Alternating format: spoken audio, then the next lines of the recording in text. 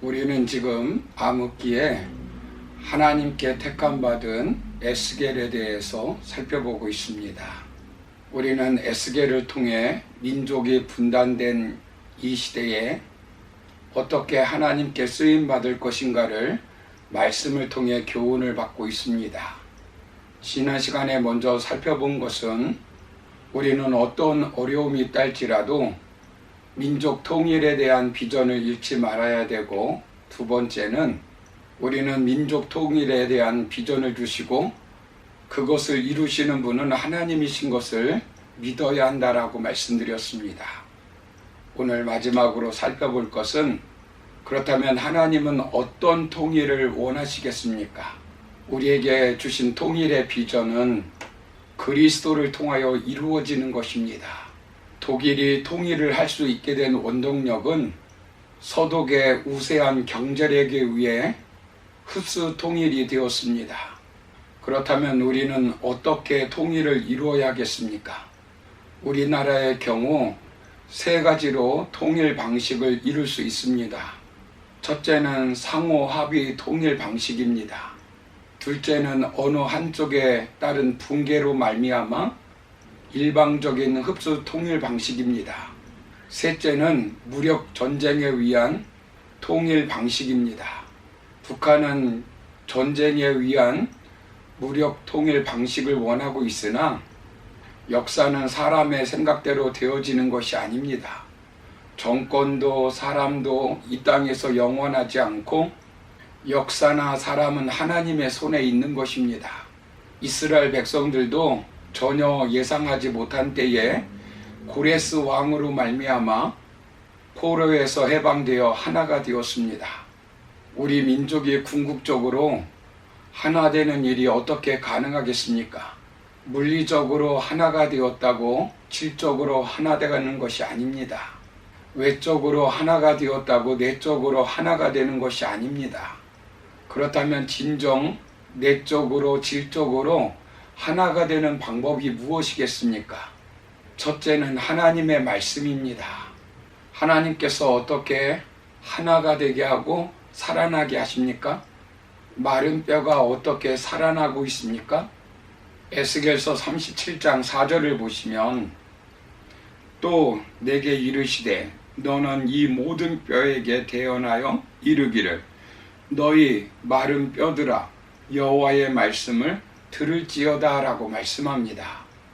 말씀을 들으니까 생기가 생겨 살아나 군대를 이룹니다.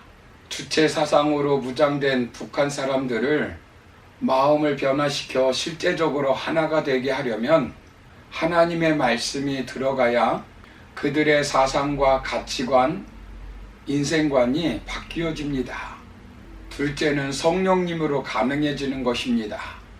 에스겔서 34장 14절을 보시면, 내가 또 내 영을 너희 속에 두어 너희가 살아나게 하고 내가 또 너희를 너희 고국 땅에 두리니 나 여호와가 이 일을 말하고 이룬 줄을 너희가 알리라, 여호와의 말씀이니라 라고 말씀합니다. 성령님으로 가능한 것입니다. 24절을 보시면 궁극적으로 성령님이 아니고서는 중생함을 얻지 못하고 근본적으로 변화가 일어나지 않습니다. 셋째는 예수 그리스도를 통해 가능해지는 것입니다. 에스겔에게 육체적 부활의 비전을 보여줍니다. 바벨론으로부터 정치적 해방을 보여주십니다. 그와 동시에 영적 부활을 보여주고 있습니다. 누구를 통해서입니까? 그 주체가 누구입니까? 24절을 보시면, 내 종 다윗이 그들의 왕이 되리니 그들 모두에게 한 목자가 있을 것이라. 그들이 내 규례를 준수하고 내 율례를 지켜 행하며 라고 말씀합니다. 과거 남북으로 분단된 통일 왕국의 왕이었던 하나님의 마음 합한 사람 다윗을 통해 또 통일을 이루어 주시겠다는 것입니다. 그런데 이미 다윗은 370년 전에 죽었습니다. 이것은 상징적인 표현을 말하고 있는 것입니다. 그러면 그분은 누구이겠습니까? 모두의 목자라는 것입니다. 화평의 언약을 이루시는 분이십니다. 그분은 바로 나는 선한 목자요 참 포도나무 다윗의 뿌리로 오신 예수님을 가리키고 있는 것입니다. 예수님은 한 목자, 화평의 언약을 이루시는 분이십니다. 예수님은 화목제물이 되어 모든 막힌 담을 허신 분이십니다.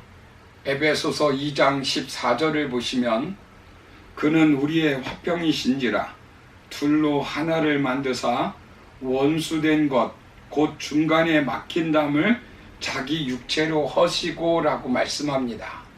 모든 원수된 것을 십자가로 소멸시켜 버리셨습니다. 죄로 막힌 담, 이데올로기로 막힌 담 다 헐어버리시고 참된 평안을 하나님의 백성으로 하나님의 건속으로 살 수 있게 만들어 주셨습니다. 예수님을 통해 열국이 하나님, 참 하나님이신 것을 알게 되는 것입니다. 어떻게 알게 됩니까? 하나님이 그들 백성들에게 영원히 있어 그들이 하나님의 백성이 되고 하나님이 그들의 하나님이신 것을 알게 만들어 주시겠다는 것입니다. 이 말씀을 우리나라의 통일을 적용해 볼 때 남북 통일은 예수 그리스도를 중심으로 하여 이루어질 수 있도록 우리는 최선을 다해야 합니다. 먼저 통일 한국은 공산주의 통일이 아닙니다. 무신론의 통일이 아닙니다. 자본을 우상시하는 자본 우상 통일이 아닙니다. 하나님의 중심의 사회, 예수님께서 범사에 인정하는 세상으로 통일을 위해 우리는 힘쓰고 기도해야 합니다. 범사에 하나님의 주권과 예수 그리스도의 통치와 성령님의 역사하심이 인정되는 사회로 통일되도록 우리는 힘써야 합니다.